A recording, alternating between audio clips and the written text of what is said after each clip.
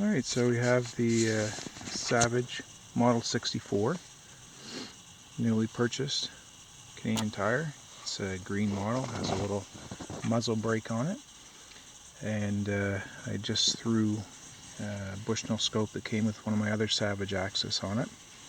Last week we tried it out and we were having trouble with it jamming using the Winchester 333 rounds and the 22 long rifle. So after doing some research, thought I'd try out some different rounds. I have to say I'm quite disappointed in it being a made in Canada product and having to look online and find that everyone's recommending sanding down the magazine and doing various things. Made in Canada product should come ready. It's a disappointment to be that way, but I think we can get it hopefully working.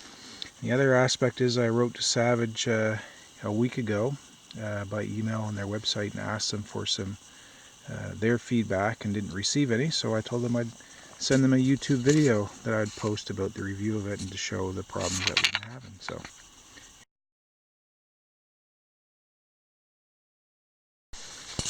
So one of the things that we noticed last week was that the top of the magazine seemed to be getting hit by the bolt, which again is a fit and finish problem. But I just loaded it with the Winchester 22 and a 36 grain, and we're just going to charge it and see what happens. So, okay, go ahead. And there you go. That's exactly what happens every time. It will bend the bullet. Some of them it was actually twisting the bullet from the casing, and if you could load one manually, it would fire, but then it would jam after a few. So that's the problem we've been having with it all the way along. So let's try with some firing, and I'll actually load one properly.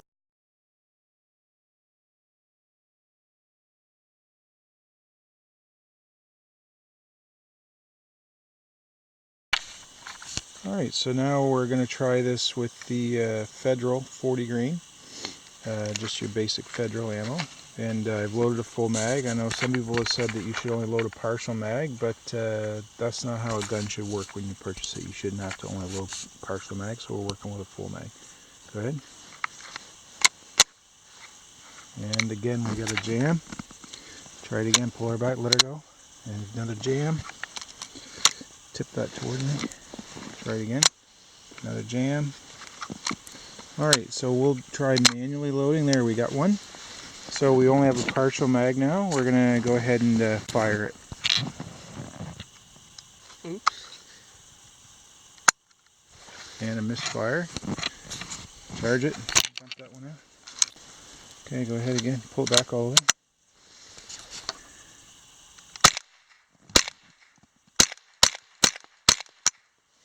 And there we had a good firing after we got it loaded.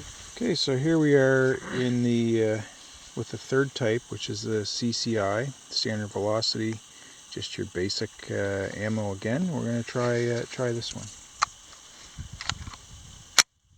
Didn't load. Didn't load. Okay, here, hold on, let it go. Safety on. Okay, let's try this again. Your mag might not be seated. Okay, go ahead. And another jam. Tip that towards me and take that one out. Okay, pull it back hard and let it go. And another jam. And another jam. Alright, so what we'll do is manual load this and we'll try it, just fire. So we had to manually load the CCI ammunition as well. Now we're just going to see how it fires on full mag. And we had a misfire there. Hold on. It jammed in the loading. Pull it back. Let's take a look. Didn't load. Let's see if we can get that to load. Alright, let's continue on.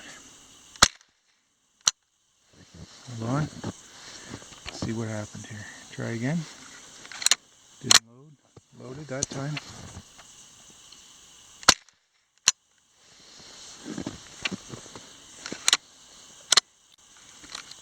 And dump that towards me. And again, not loaded there, let her go. Okay, we got one left. Let's hope that one fires. There. So as you can see, it's not functioning across a variety of manufacturers and standard ammo. I did sand the magazine, as some people had suggested, just lightly. I took it apart, completely oiled it, put it back together, and still no change.